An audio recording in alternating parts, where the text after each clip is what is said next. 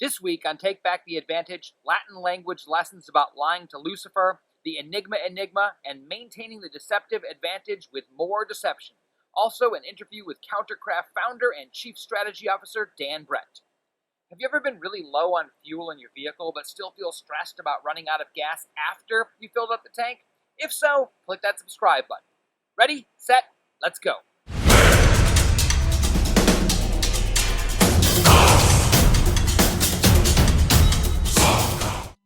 Deception has been around for a long time, and some people say they've got a problem with deception because they say it's wrong to lie to people. Well, I tend to look back in history and see that there are times where it might not be that big of a deal. And actually, we can go look at the author of Robinson Crusoe, Daniel Defoe. He had a writing back in 1722, Tom A. Bedlam's View of Bribery, in which he said, I assure you, it said, fallare fallentem non est fraus. And if you are not up on your Latin, what he's basically saying is, 'tis no sin to cheat the devil.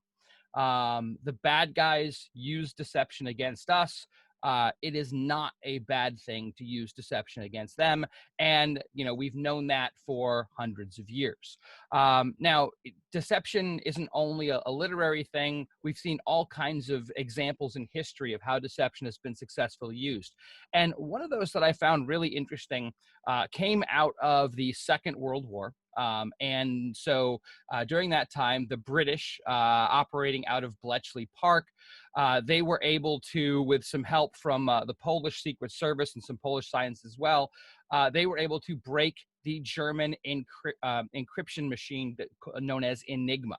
Now, the breaking of Enigma was a fascinating story and definitely a cool thing to learn about, but it actually created some significant problems because now the British, the Allied powers, were able to decode or decrypt German communications, and that gave them a tremendous advantage. But if they followed up on every opportunity to use that advantage, it would become obvious to the Germans very quickly that their Enigma had been compromised. So they had to be very, very careful. So an example that I read about was they were talking about German U-boat fleets and being able to know where those U-boat fleets were, what they were actually doing. Well, if they just suddenly showed up everywhere, if the British suddenly showed up everywhere there was a U-boat, the Germans would get suspicious. So what they ended up having to do was, once they found out where the U-boats were going to be, they had to engineer another deception to try to cover the tracks of the breaking of Enigma.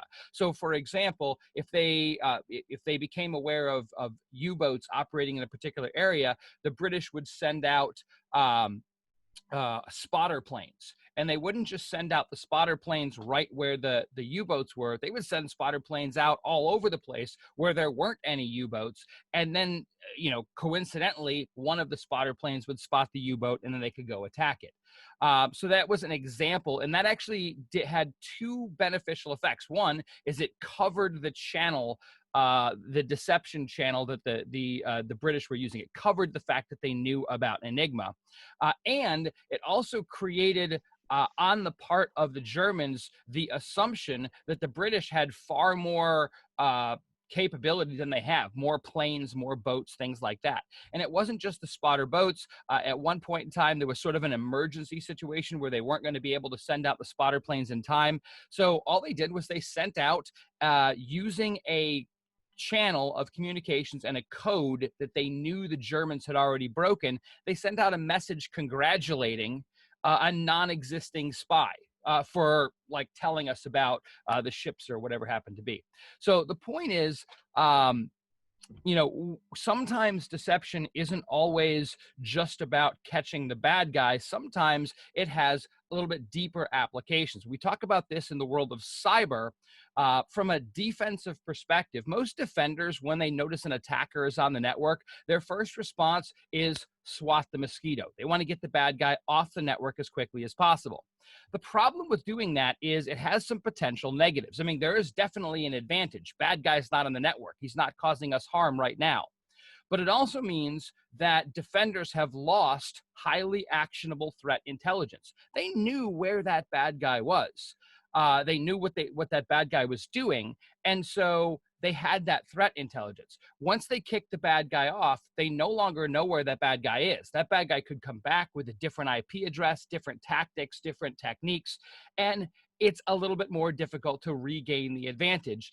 And in doing so, we may have also tipped off the bad guy that deception is actually in play, again, giving the bad guy a little bit of an advantage. So when we think about cyber deception, it's not always an issue of make the bad guy go away as quickly as possible, because sometimes that loses some of the advantage that we were able to regain with the use of deception. So I thought that was kind of an interesting story to let you guys take a listen to. We have an interview today. We're going to be interviewing Dan Brett. So Dan is the founder and chief strategy officer for CounterCraft. They specialize, and I want to make sure I get this one right, was enterprise cyber counterintelligence. Yeah, we could. Got that one? Yeah.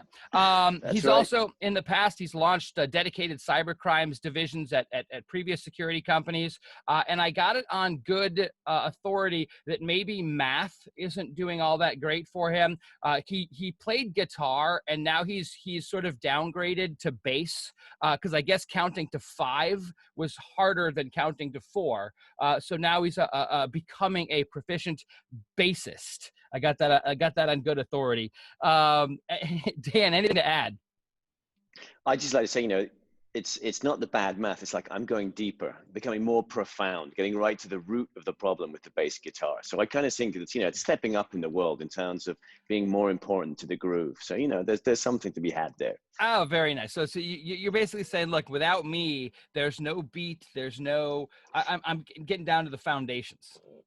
Exactly, and Nice. there's a ton of guitar players, but not so many good bass players. So you want to stand out. You got to look around you and do something a bit different. So this is good. See, I'm just kind of like I have it also on good authority that we're just to be clear, we're talking about the electric bass as opposed to the upright bass. That's correct. Now, I'm thinking what you got to do is grow some really long hair, like rocker hair, but like rock the upright bass. I'll stick it down there. We've in fact one of our we've got a great guy called Conrado on our pre-sales team, and he is an upright bass player. Awesome. So we have bass talks sometimes, and it's kind of cute because now we're all working from home with COVID. You can see behind him this lovely, like articulate sort of floor standing bass just in the background. They're waiting to be plucked because it's dum dum dum noises, Nice. So that leads to quite a bit of bass talk. And we got another bass player on our technical operations team as well. So the fundamentals are well covered in CounterCraft. So has your company theme song is what, Meghan Trainor? It's all about the bass, no treble. I don't know. We keep saying we should do it. I guess we want to mix something up with but I guess being distanced now, we'll have to record little tracks at home and stuff. But we still need a drummer, I think. I don't know where our percussionist is. We need to kind of expand out there. We have too many bass players, a couple of guitarists. We need the drummer as usual. So well, of course. Go looking. Kevin, how are you doing? Do you do some good percussion there? You got some tom-toms for us? So my 3-year-old son has a little drum set, so I think he might be better than I am at that. Perfect.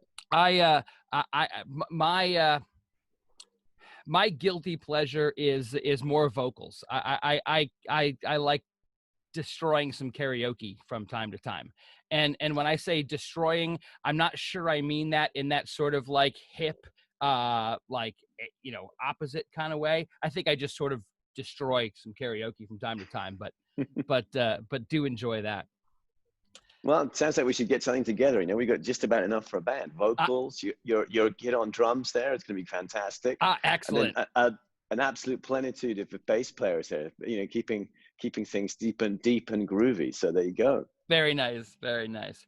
So welcome to Take Back the Advantage. I'm thrilled that you could join us with this today. So we'll start off with kind of the basics. Why don't you tell us about your transition into the world of cyber deception? Like what got you started? What kind of got this whole thing happening?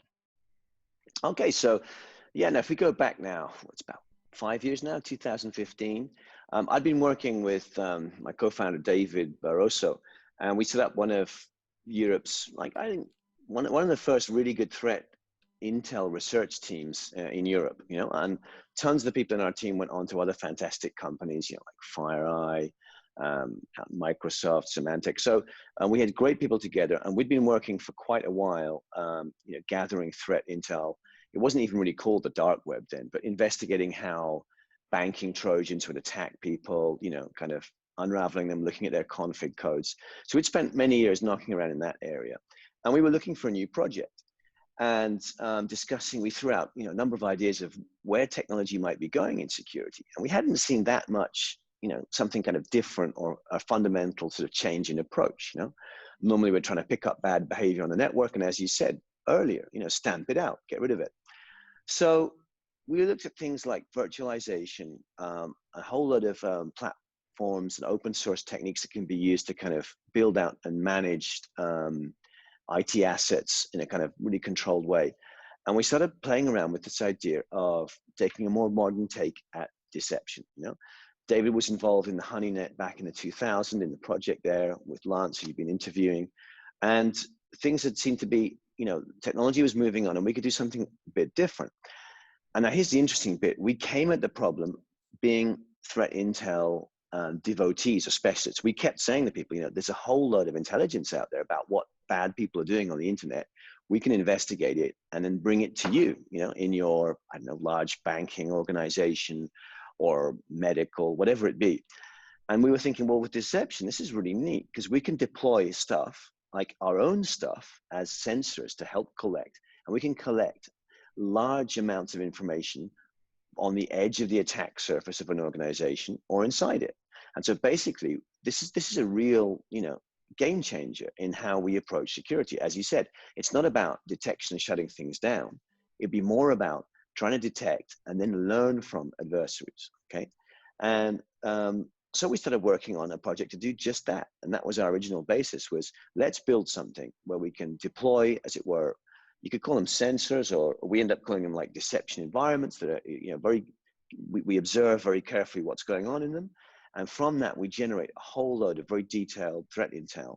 And then we can use that intel either to interact more with the people we're studying, change, you know, the world around them that they're sensing, or use that information we've gathered very quickly to change other bits of the enterprise structure. You know, reconfigure things like from firewalls to EDRs and make really good use of this intel really quickly.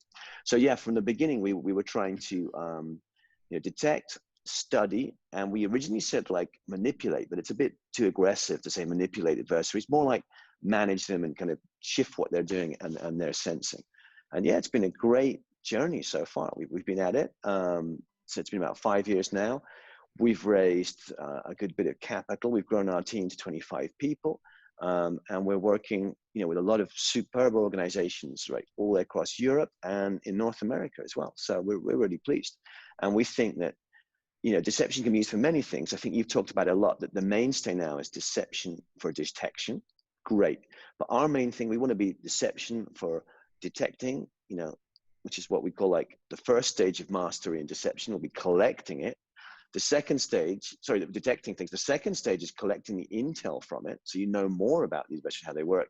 And your final stage of mastery, your third stage, would be to actually use that, like in real time, to kind of interact with your, you know, your attackers. And in general, what we tend to do is basically kind of keep them interested into these sacrificial deception environments, which gives us more time to fix problems elsewhere, and you know, it allows us to better defend the organization. So we built a product to help us do that, to try and get us up there to the third level of deception mastery. Excellent. Now, I really like that approach. And, you know, one of the things that I find fascinating is, like, you talk about this concept of threat intelligence, and threat intelligence has been a popular topic for a few years now. I mean, I sort of, you know, within the last 10 years, but maybe even within the last 5 years, it's really sort of picked up as this kind of new cool thing. And I'm not saying it's new in, you know, kind of global context or whatever, but it's sort of the trendy thing over the last few years. But part of the problem that we've always had with threat intelligence is the problem that we've had with detecting bad guys in the first place. If you know, I suppose in theory, if we were nation states, we would have human intelligence and signals intelligence and like satellite reconnaissance and all this stuff, all these different channels to learn about our adversaries. I don't see a whole lot of defensive security people infiltrating cybercrime undergrounds to, you know, to get that kind of intelligence. So we've been limited kind of to this concept of what we can detect. What can we find out? Either before the attack, during the attack, or in a lot of cases after the attack based on forensics investigations and all that. And those, traditionally, that's been very noisy space to be in. It's very hard to understand what the bad guys are doing when we have to wade through, give or take, 1/3 of our alerts being false positives and all that kind of stuff. So what are you seeing in terms of the ability to actually collect that? Coming from a position where you have looked at threat intelligence sort of pre-deception and look at threat intelligence collection post-deception or utilizing deception, how would you contrast those two? You know, how would you compare the ability to collect good data, kind of with deception and without deception? Right. So yeah, that's good.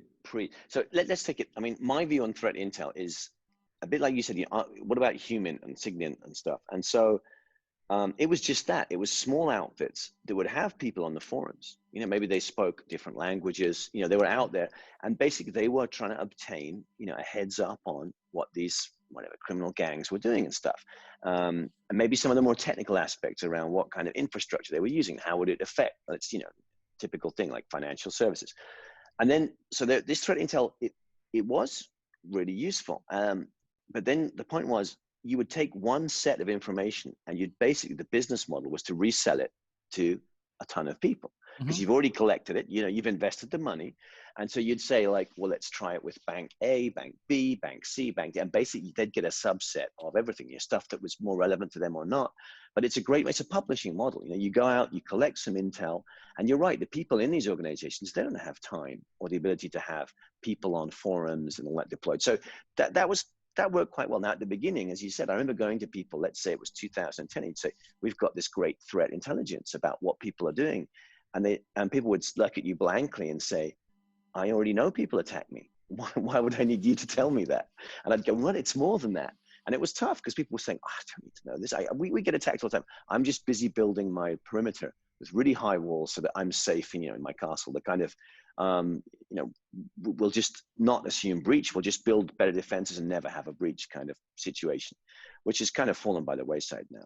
So anyway, pre-deception, I was saying threat intel was stuff that was gathered by specialist teams, and it tended to be kind of resold across different verticals, maybe, or different industries. So you got the problem that it's generally quite, I'd say not bland, but it's not very specific on particular, you know, companies. So the thing that we thought we can bring into the game is that if that kind of threat intel, we'll call third-party threat intel, is gathered by other people, you know, given to you, it can be very useful to give you trends, what people are doing. But is it about people actually attacking you today? Not really, you know.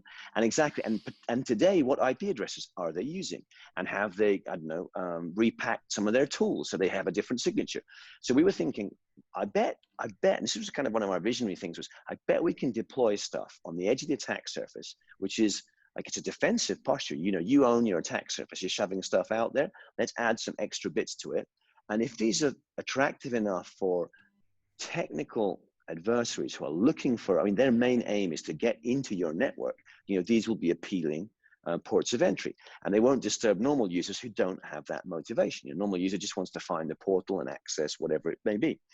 So anyway, so we said, take control of your own defensive posture, deploy some stuff, and then because we know the only people who are going to be in there are people who are hunting around looking for weaknesses, we can then start to study what they're doing. So we think, so then the threat intel that we're gathering, it's probably less data than you'd get when you buy into a commercial data set that comes in from a provider, because we're talking very specifically about people who are hunting around your attack surface. But we believe that data to be of really high quality. It's incredibly contextful, because you can see which particular stuff were they messing with. You know, was it with my SSH servers? Was it with, I don't know, a portal that I'd exposed? Was it the APIs that we have out there? So it can be full of immediate context. It's very timely because it's happening in real time. And because it's all managed by a platform, you can get access to this like machine readable and machine shareable like details such as IP addresses, IOCs, TTPs, what have you, and shift them around your own IT security procedures and your SOC system, whatever you're using to defend. You can get access to that information immediately. So we thought this is a great future step because it gives you this way of actually harvesting your adversary's ambition against them. They're going to be wanting to do this, and you're going to do it. Now, does this mean the threat intel you get from deploying, as it were, deceptive stuff is instead of third-party threat intel? I don't think so. I've worked in that sphere as well. There's some great stuff coming in from human on forums, but it's really nice to know that people are chatting on a forum about using this CVE and some exploits. But when is that exploit going to hit your external infrastructure? And we think working out those gaps, finding those things, closing that time from how you generate threat intel to when you can use it, it's all great stuff. And we think we can play a really good part there, and us and then the other people in the space too. I almost look at it like if you pay attention to the news, I'm just going to generically call the news. Well, you've got national news, you've got like state or locality news, and if there are events going on in the world, it's nice to know what events are going on in the world. But that doesn't necessarily mean that those world events are going to affect me on my street. It's nice to know that they're going on and I got to be prepared for them, but they may or may not affect me on my street. But if I'm paying attention to the local news, well, now I know that some things are going around in my city or my town or my county or whatever. All right, that's cool. And then occasionally you'll find like maybe in a neighborhood, you'll have people that have like the neighborhood watch, and they see suspicious activity in the neighborhood, and then they let everybody know. And the fact of the matter is that all those levels are valuable. It's valuable to know what's going on in the world. It's valuable to know what's going on in my city, and it's valuable to know what's going on in my neighborhood, that kind of thing. And I think that that's kind of where you guys are looking at is, yeah, we can find out what's going on in the world, and maybe even what's going on in my industry or what's going on in my vertical or whatever, with a lot of the, I'll call them sort of generic threat intel solutions. And I say generic in that they are not specifically created for my organization. They're valuable. They're just not created for my organization. So there's going to be some lack of applicability, that kind of thing. But if I'm pulling threat intelligence from my own network where there's an attacker actually on my network, then that is highly actionable and highly specific. And one of the things that I'd like to kind of dig in on a little bit is, let's face it, theoretically, we could collect that exact same kind of threat intelligence by analyzing our SIM and our logs and our IDSs and our IPSs and our firewalls and all that other kind of stuff. Where do you see where do you see deception providing the advantage over some of the traditional monitoring things that we kind of used to use, or let's say used to use, we still use them and they still provide a lot of value? But where does deception kind of give you that extra oomph, that extra benefit? Okay, so you brought this up at the beginning. You find some bad stuff on your networks. What do you want to do? Stamp it out. And I believe in that. Incident response. Bad people on my networks, they got to be gone. I don't want that around. And we totally agree with that. But I've always found, especially in large organizations, there's a trade-off between the IT people in charge of production systems and the security team, what they want to do.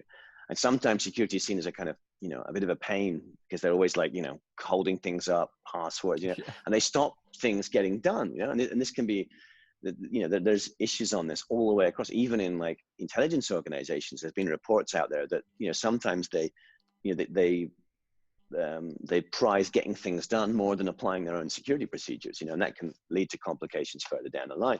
So anyway, so our idea was, let's make a tool just for the security teams where they can build up these sacrificial environments, right? Where you have total control. You're not going to bug the IT people because it's not a production system. So basically it comes out of that. It's basically the idea is for us is to try and be as not be present with our deep environments on the actual production systems. Yeah, okay, we use these breadcrumbs, little telltales. We want to get people, if we're talking about someone who's already breached and they're on the inside of an organization, would run a series of campaigns to try and get those people as quickly as possible into one of our deeper deception environments, where it doesn't matter if they hang around for 30 minutes, a week, or they come back, every week for 3 or 4 months just to make sure they've got access to it. Because we're running these places as a kind of like sort of long-term sandbox for those, adversaries to hang around it.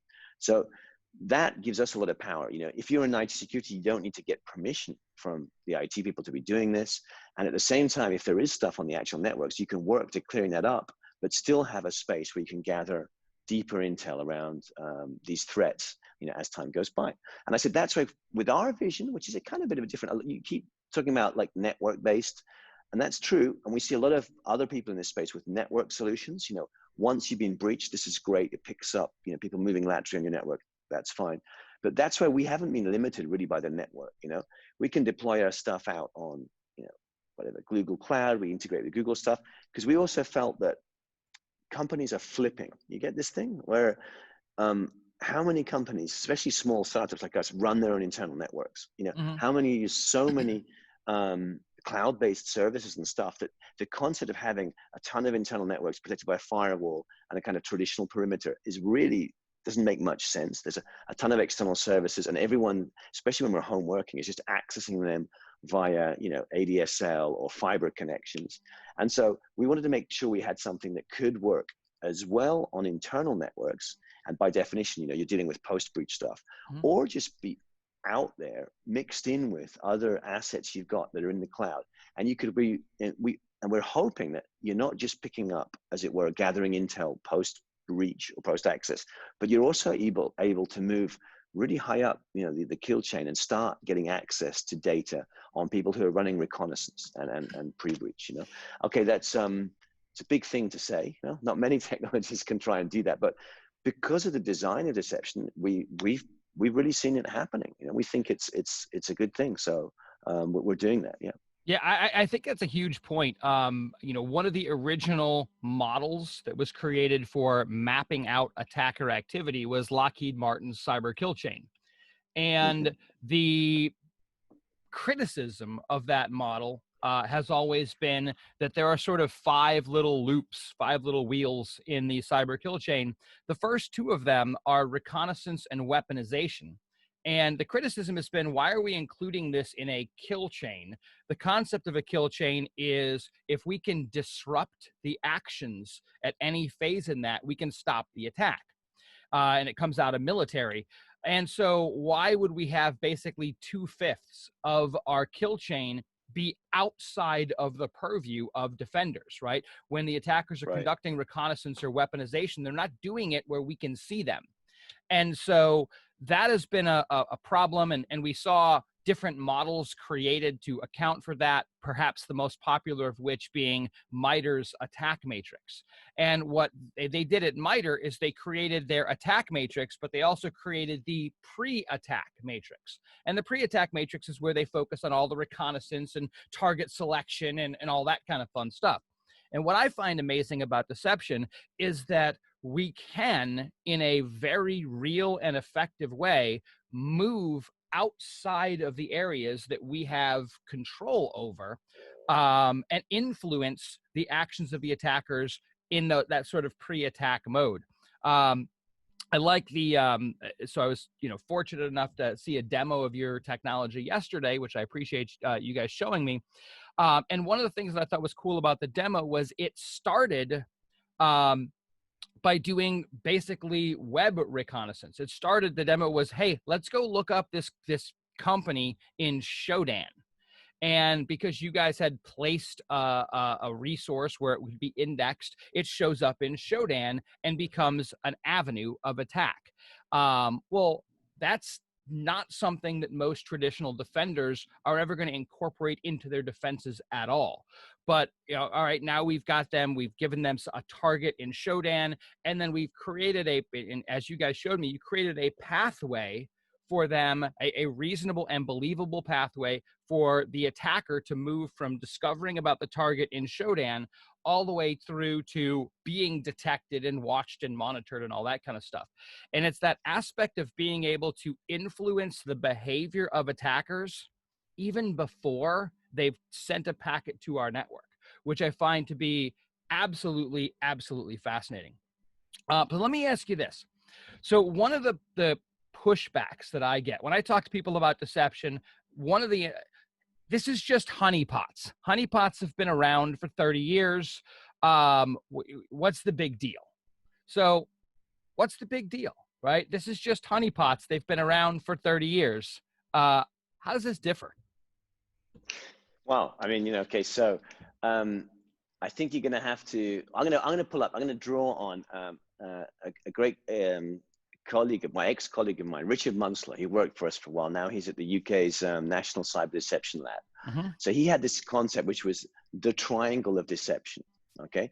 And it was like 3 points, necessary for deception. It was the credibility, which is, how believable is a deception and so forth. Mm-hmm. It was the ability to kind of gather telemetry and data, mm-hmm. which is interesting. And then the third point of it was how you could then exfiltrate, how you could bring it home and get access to that data, So all of those three things for him were really important in defining about, deception.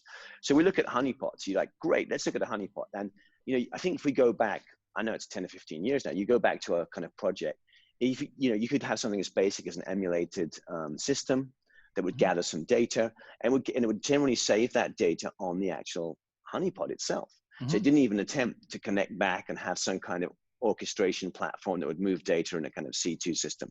So I'd say old honeypots were not very strong on the credibility factor. And then, they gathered some data, but you generally had to go back and visit them. So it was difficult to keep them up. They work really well in academic contexts, mm-hmm. but I think very few people, talked about using them successfully, apart from Cliff Stoll mm-hmm. in the Cookie's Egg, which is rife with all sorts of great deceptive ideas. In kind of proactive stuff in organizations. They were sometimes a side hobby of someone. So you then get high interaction honeypots. We're using more real IT, but then you've got the problem that if you're gathering data and they're acting as honeypots, how do you stop people who are interacting with them finding out that they're on a honeypot? Mm-hmm. And then what we're bringing to it as well is by using real IT, that's great. We get a high credibility factor. By using, as it were, stealth systems to record that data, gather it, and get down as well to kernel level activity, we get access to kind of stuff that you wouldn't normally pull out of normal logs, which is brilliant. Also, we have access to normal logs too. And then on the kind of exfiltration, we've, we're really happy. We spent a long time engineering a system where we can kind of connect together very disparate types of IT that have been deployed and pull that data back into one central space. And that allows you then to kind of manage and harvest this data and make use of it in a way that isn't really possible with your classic honeypot.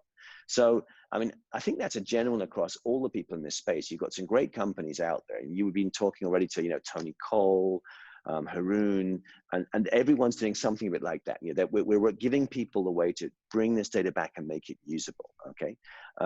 Our focus, as I said, has been very much on trying to do that and create deeper, more in-depth intel. So we've got a more complex product, I would think. People might say, I just want to do the basics really well. There's other fantastic products out there that can help you do standard stuff. And they're so easy to use and so good, you should definitely be using them as well. Okay. And when you look at something like that and you compare it to what we really think of as a honeypot, then you're, we think they're worlds apart. And it is true that in the way of using these deception use cases, honeypots are still a part of them. Mm-hmm. There's still, we use a hell of a lot of Linux-based and Windows-based systems because they're kind of the backbone of everything. Even, Android is a sort of variant on that in itself, and we use them as well in some of our campaigns. But then what happens when you get into the future? We're currently using, as you were, these honeypots a lot, but when people start using fully externalized companies where they're just using kind of like a Chromebook, right? And they're just using a web browser to interact with their CRM and their this and that, then, what have you got as a company? You haven't really got a stack of operating systems to look at. However, we think the use of deception will still be, you'll still want to be running campaigns, gathering data, putting out stuff, even on these systems, and interacting with, I don't know, your workloads, for running whatever systems on AWS or Azure, or maybe mail systems. You'd want to have a separate deceptive mail system for your CEO in case something like, the DNC election hack happens and someone's trying to rob data from them, or the one that happened in the French election campaigns where I think it was Macron's party was hacked and people exfiltrated data, So we kind of think right now we've got this very evolved concept of what's happened to a honey pot, but in the future, it might not actually be honeypots at all. It just becomes like, I don't know, honey service, the whole honey anything.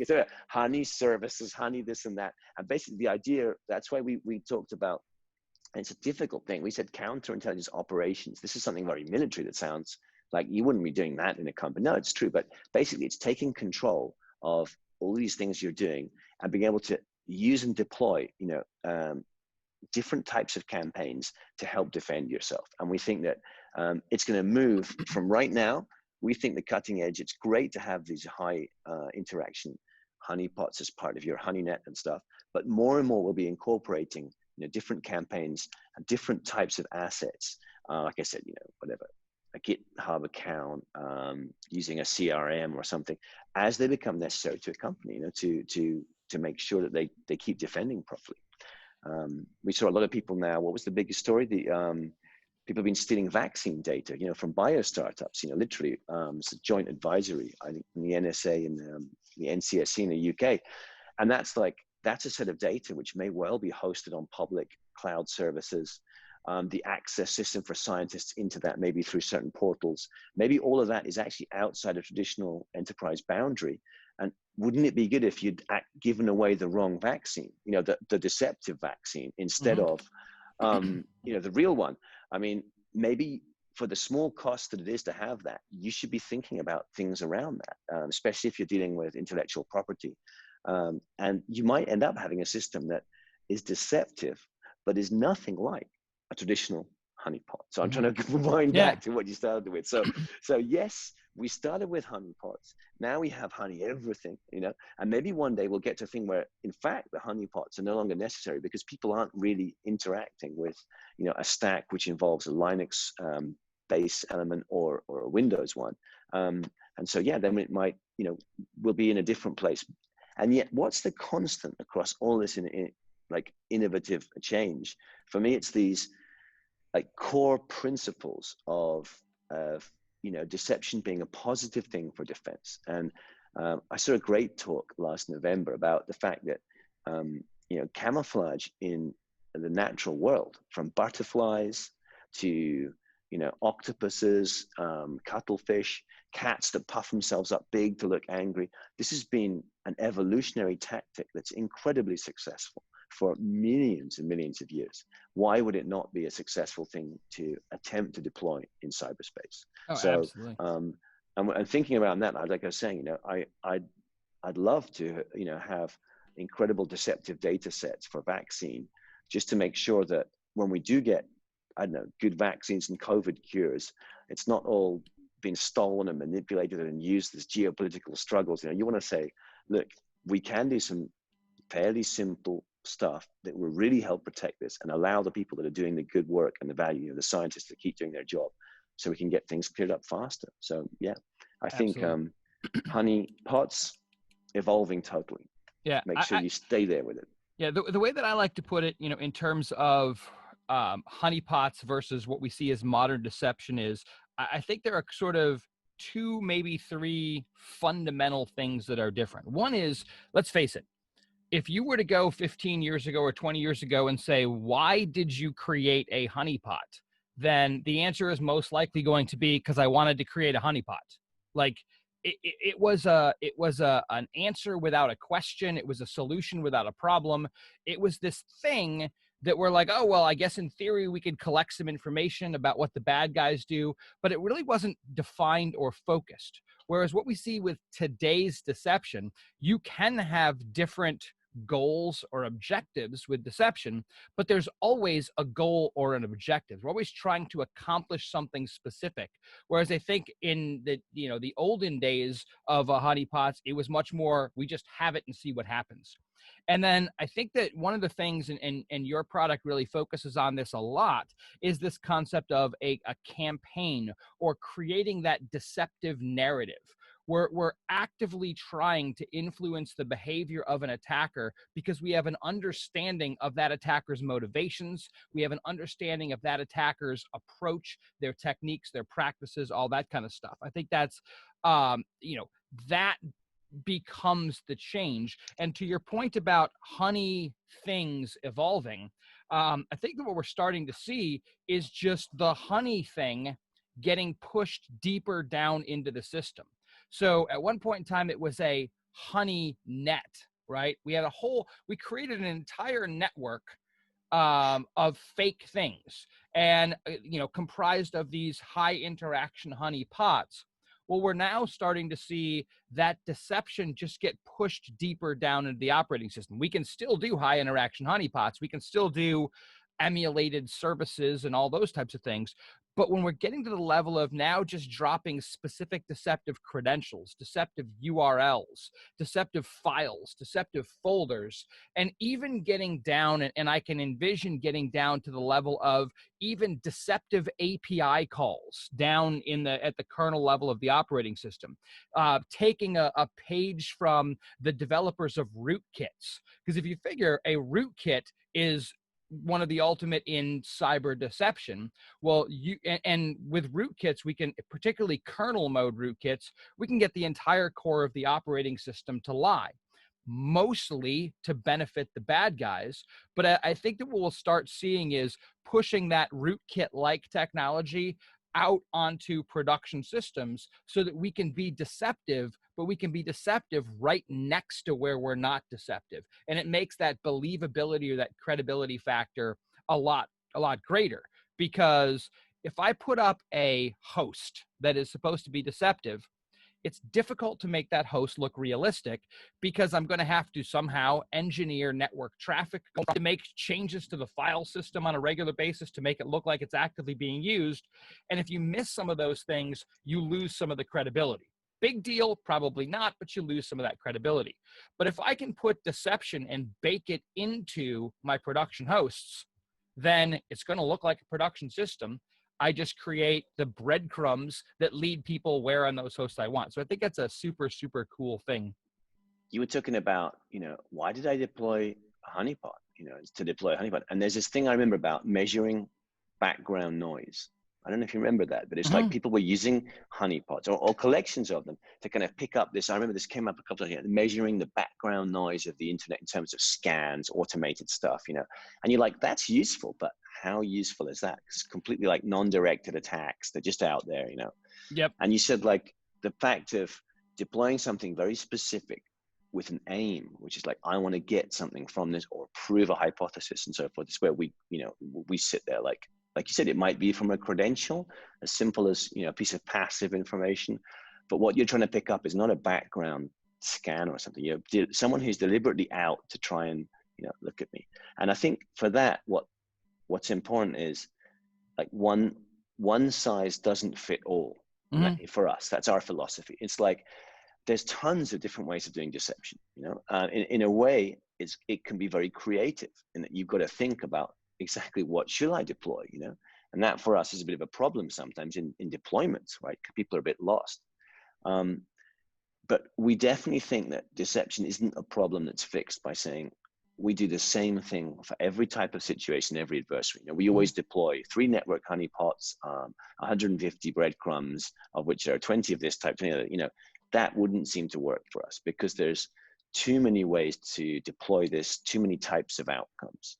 So I think, you know, that's something that separates a lot, is that now we're giving people a tool where they can say, I want to look out, you know, who's on my internal networks that my other systems haven't seen. Great.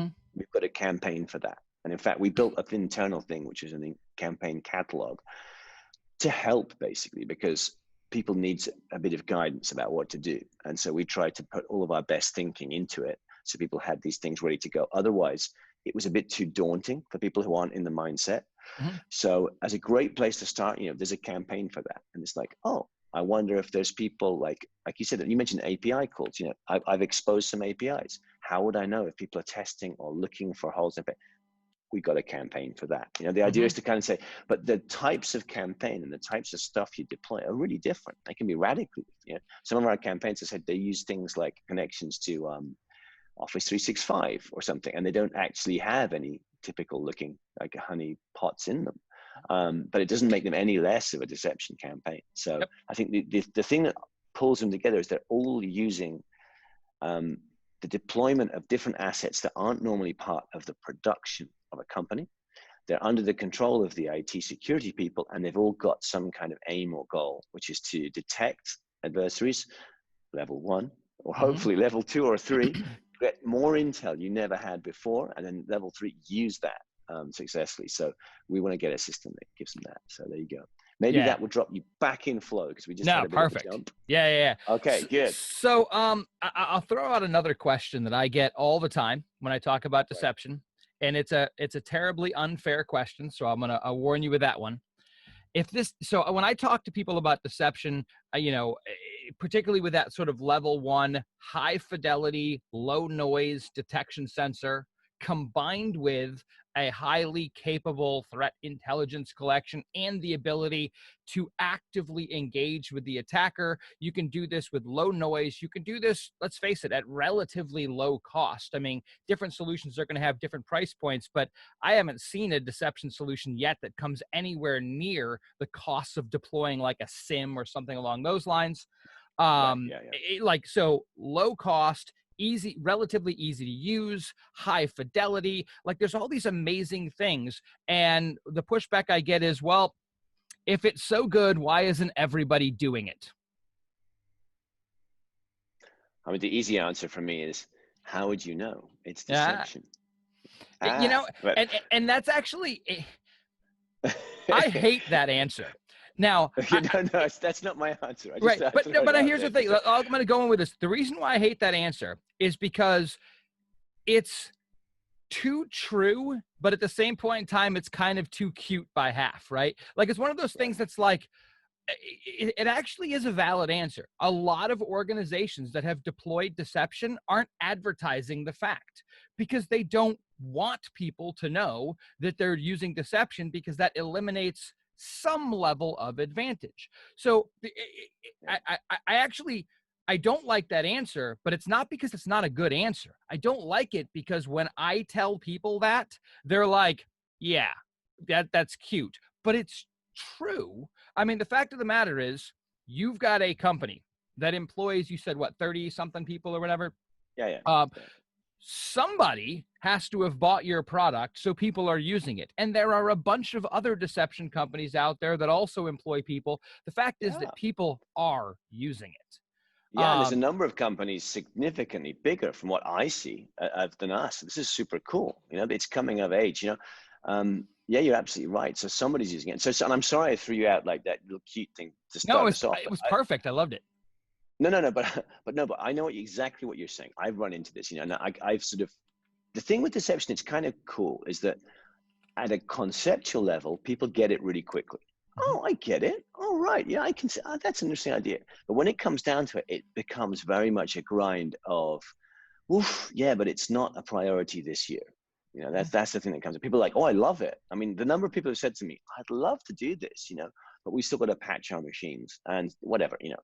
And the whole patching thing is kind of a circuit. It's like, we've been trying to patch our machines for what, 20 years now, 25 years, and we're still not patching. So basically live with the fact that not all machines are patched. In fact, deception's a really cool thing, because you can run some non-patch deception boxes as well and see if they're getting hits, and you might say, well, like you said earlier, but I've got all these other systems. I spent millions on a SIM system. I've got all this data. And so I'm saying, so how come you've still got, unpatched systems? Where is the clear signal in that? And I've got AI to do it now. The AI can go through and pull the signal out of all of this noise. And it's like, well, there are two different approaches. We got a system that can give you, better, as it were, better data. Mm-hmm. Like, other systems try and they try and do better analysis. I think Mm-hmm. you can, a SIM system, the trouble with a SIM system, I think it was Anton Chivak, you might know him, wasn't it him? I do know. He said something like, events go to die in a SIM. I think that was the idea, right? I may be misquoting you, Anton. Super apologies if that's the case. But it's a kind of, I think he was probably talking to this point that, stuff goes into SIMs and then it never comes back out, Mm-hmm. And like you said, often forensically going backwards after an event, you can find out what's been going on because the data's there in the SIM. But you got to go hunting for it and finding it.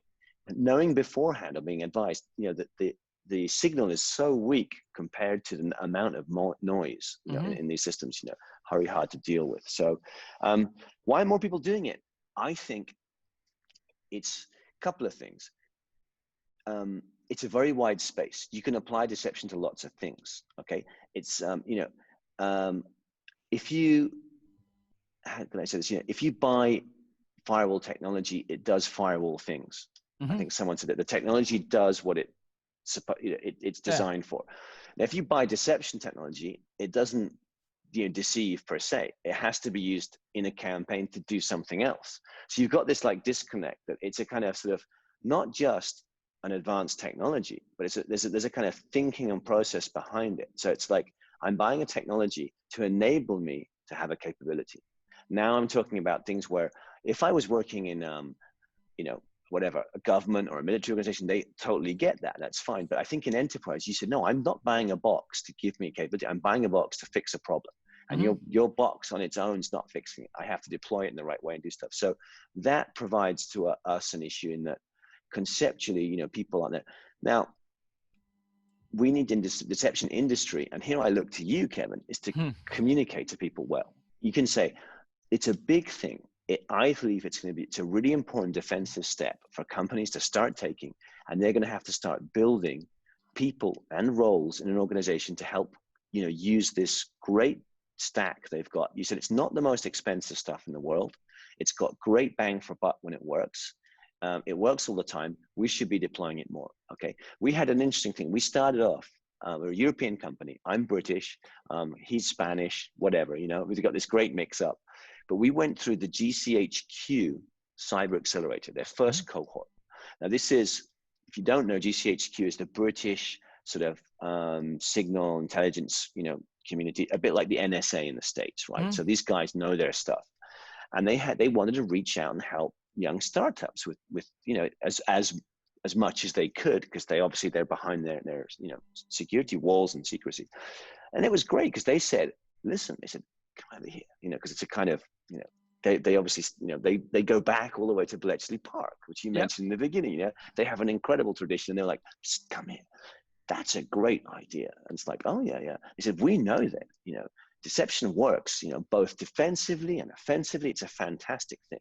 Get it in the hands of British PLC, because they've got a national objective. Make sure it's used by enterprise. We would be so happy because we know as practitioners on the defensive and to some extent on the offensive side, we know how well this technology works. So that's the trouble. The trick is how to get it out there at the right level, and I think we need to, as an industry, we got to communicate better why companies might be different, why you might want deception for threat intel generation, maybe what we're doing, or you might just want deception to do some really good, very useful, but basic detection use cases. That's all brilliant. And as I said, a rising tide floats all the boats. We want to get that out there. And I think people like your channel take back the advantage. It'd be great if you can help people see through, these are all valuable technologies and companies, and there's probably a place for them all somewhere, out there. Yep. I think that's one thing we need. And I think I'll end up by saying, when we would be knocking on doors, let's say, over a decade ago, saying we have this great threat intel, we've found all these credentials from, on forums, on the what wasn't really called the dark web then, but it is now. And you go and talk to an organization and say, look, we found whatever documents, we found this stuff that's out there. And they would go, what do we do with that? We don't have anyone who ingests threat intel. It didn't really exist. We don't have a process for it. There's no one on the security team that does that. There's the guy that configures the firewalls. There's the guy that does the, I don't know, et cetera, et cetera. There's no one who sits around and doesn't. So it was impossible, as it were, to get this data pushed through. What happened was, over a decade, people now have job titles, threat intel manager. There's a whole process, a pipeline. There's other tools that are meta aggregator tools, tips, threat intelligence platforms that coalesce data from different feeds and bring them into one place for easy management. So I think what you'll see is, in the maturity of deception, it'll move from being hopefully a kind of niche area now where it's difficult to find people and expertise, and it'll become something where not only is it a technology, but it's a capability. There's people, there's jobs, and there's, as it were, well, like I said, capability. There's the ability for organizations to have some kind of stance on it, And so at a board level, imagine this conversation now when you've lost your vaccine or whatever, it's gone out the window, and there's like, well, did you have anything in the deception space to help protect those digital intellectual property assets? And the answers from the CISO teams, absolutely. We have this, we have that, we have the other, and hopefully at one point, the CISO will be saying, what actually happened isn't that they stole our vaccine data. They stole the other data, which is going to mislead them and whatever, misdirect them. But we now know we're at real risk from people making buddies to our scientists on, I don't know, on Facebook or on social media, and then using that as a kind of way to deliver a crafted spear phishing message to them that would have given them access. Thankfully, we had a number of different campaigns running in the background to watch out for this kind of stuff, and we've protected our intellectual property. So, I'd love to see that in the future. Yeah, absolutely. And I think that, very timely sort of case study. I mean, if you looked at, well, let's just face it, the recent Twitter hack, that, we don't have a lot of information on that quite yet, but it appears that it was primarily a social engineering campaign against Twitter insiders that ended up, allowing for that. And that's one of those kind of cool things about this aspect of deception, is it does I've heard stories of deception catching an insider who was a bad guy, and that particular insider was actually involved in setting up the deception, right? So they knew that deception was there and still got caught by it, because we can always. It's not just that the technology, as you were talking about, it's not that it is a static thing. It is a dynamic thing. You can change the campaigns, you can change the messages, you can adapt and adjust to whatever the bad guys happen to do. And going back to your point about Sims and AI and all that kind of stuff, the best way that I've heard it described is, so a lot of people view information security as having a big data problem. But the problem is, it's not a big data problem. It's a good data problem. It's not that we generate so much data. It's that we generate a lot of data that's not useful, that's not interesting, that's not contextual, that's not even easily accessible. So with deception, we end up going back to this high fidelity, low noise type of a solution, which is what we've been missing in this industry kind of forever as we go through there. So I think that's a super, super important thing. And the thing that I would bring out to people, kind of this, why isn't everybody doing it? I think you have a really good point. The disconnect between the technology and the function of the technology is kind of an interesting challenge, right? As you said, you buy a firewall, you know exactly why you bought that firewall. But, you buy a firewall to have a firewall. You don't buy deception technology to have deception technology. That's not a goal. That's just, again, a technology that supports a capability. And the more we can get the message out there to say, you got to think a little bit differently. Stop being so binary. Stop being so, you know, it's on or it's off. What you've got to kind of think about is deception is all about, we're trying to tell a story to the attacker. And that story is designed to influence the behavior of the attacker. The technology is just the method, the channel that we use for communicating that story. But to your point, we don't necessarily have a lot of good storytellers in IT today. And I think that becomes the scary part, that it's like, oh my gosh, what if we don't do it perfect? And my answer to that is real simple. Who cares? Because right now, you could have the worst deceptive solution on the planet, and it's going to catch bad guys, because the bad guys aren't looking for it really at all today. Now, eventually, the bad guys are going to get better, but so do we. We get better at telling our deception stories and all that kind of stuff. So I just tell people, don't be scared of it, right? It's a word that can be scary to some people because we're conditioned in, typical Western cultures to think that lying is bad and all that kind of stuff. Don't be scared of it. 'Tis no sin to cheat the devil, as I mentioned before. Can I step in there? You mentioned it in Twitter. It shows a social engineering attack, right? And so, that's an interesting word, because I believe social engineering is lying. Okay, go back, ask Kevin Mitnick. You could lie to people on reception and what have you. So I've sometimes jokingly talked about reverse social engineering, because I think that's what I'm trying to say is because if you say stories and narrative, you're right. We work in a very technical world. At the moment, we're very lucky because you can create very easily a technical deception, which doesn't rely on huge amounts of creativity or a backstory. It's not like we're in a film where the CIA needs to create a false persona that goes back 25 years and they're like going to be living in some place. You can go a long way just by having a realistic looking machine, with a couple of files on it. It's not like the beyond. One day that will change. We'll have to do more there, and and we're prepared to in certain cases. We can already ramp up degrees of credibility and history to kind of deal with that. But the point being is that you can go a long way with a simple technical deception, specifically in our space, because people aren't expecting it in general. There might be some point cases, the big people in the news, the nation state backed people. Well, you might have to think a bit further there. But in general, simple stuff goes a long way and great bang for buck. And then when you talk about a technical deception, if you say what we're doing is reverse social engineering, it's like you said, we're trying to make people who are attacking believe, or it kind of affects their sensing. Oh, look at that. That seems to be a poorly configured SSH server. Well, I can't not investigate that further. Or look, that's a piece of equipment that seems to be exposed that typically has an admin 1234 password. I know that's an IoT device that shouldn't be on this network. Some dummies plugged in that webcam. I've got to go, and it's up there on Showdown. I got to turn the stone over and see what's under it, because if I don't, I might have missed one of these things like the aquarium in the Vegas casino. Remember, that gave people access through the IoT, whatever it was, the LED lighting system inside the aquarium or something. So anyway, so basically saying and these things, you say, is it lying? And that's like, right, people are uncomfortable, and rightly so.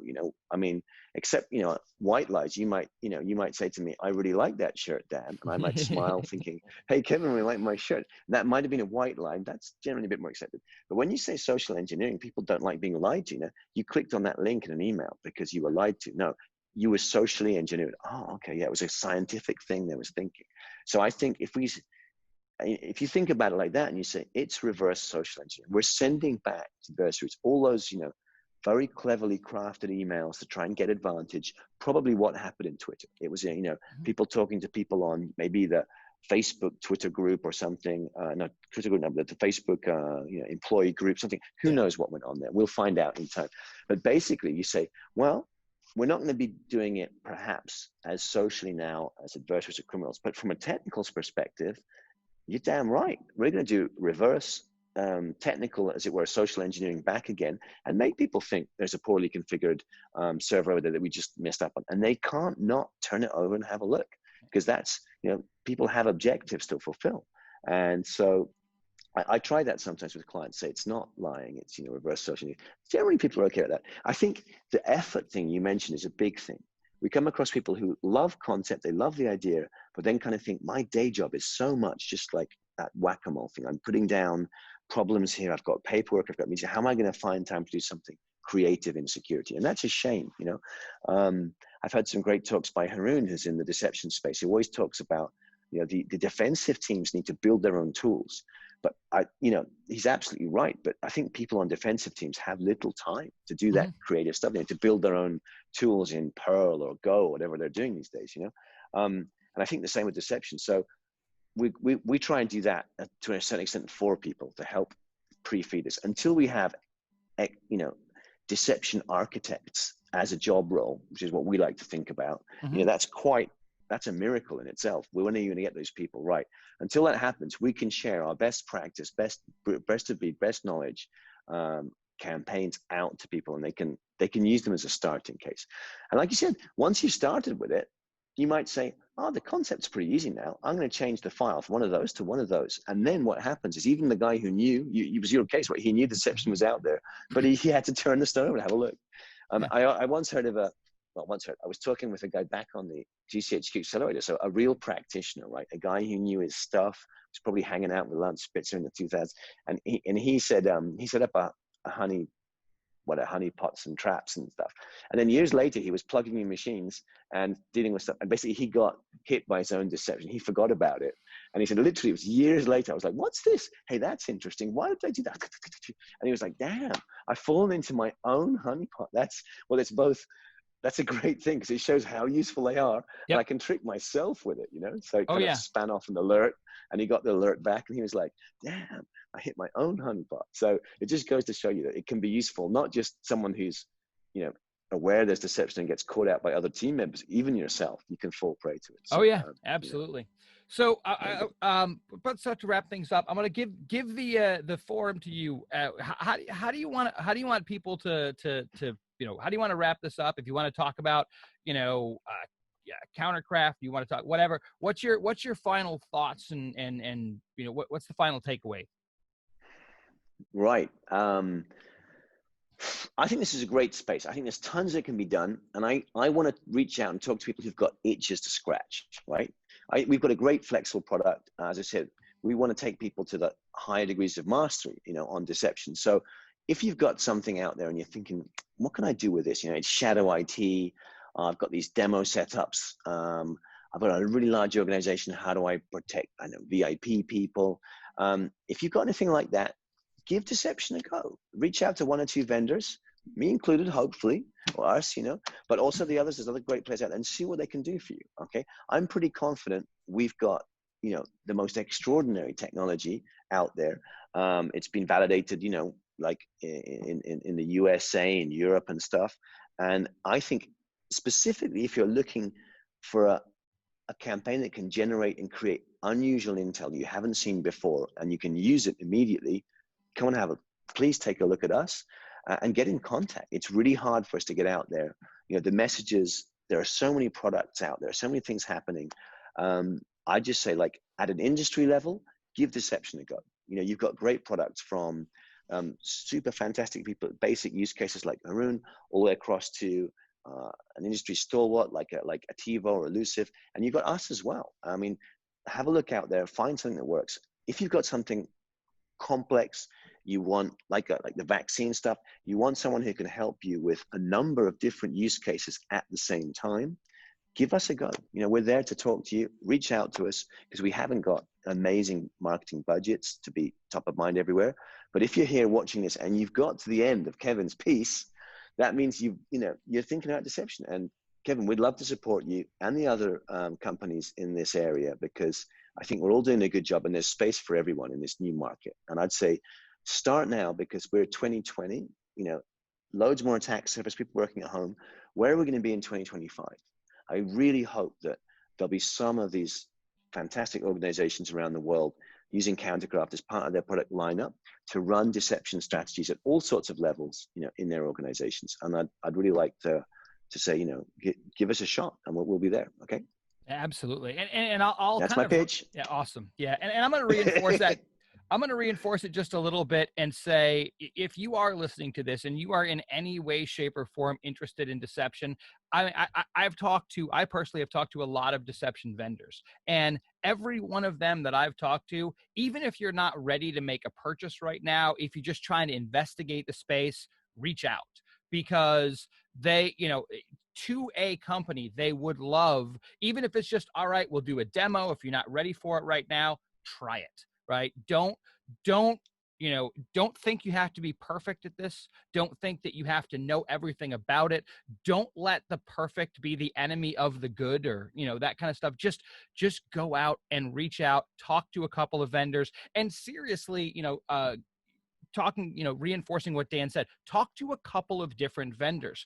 There are a wide range of solutions out there. Everybody's got their own kind of niche that they play in, and you're going to find one that's going to work. And definitely check out the folks at CounterCraft as well. They gave me a tour of their technology. It looked like some really, really cool stuff. So, Dan, Yep. I want to thank you so much for this interview. It's been fantastic. I've thoroughly enjoyed it, enjoyed our conversations.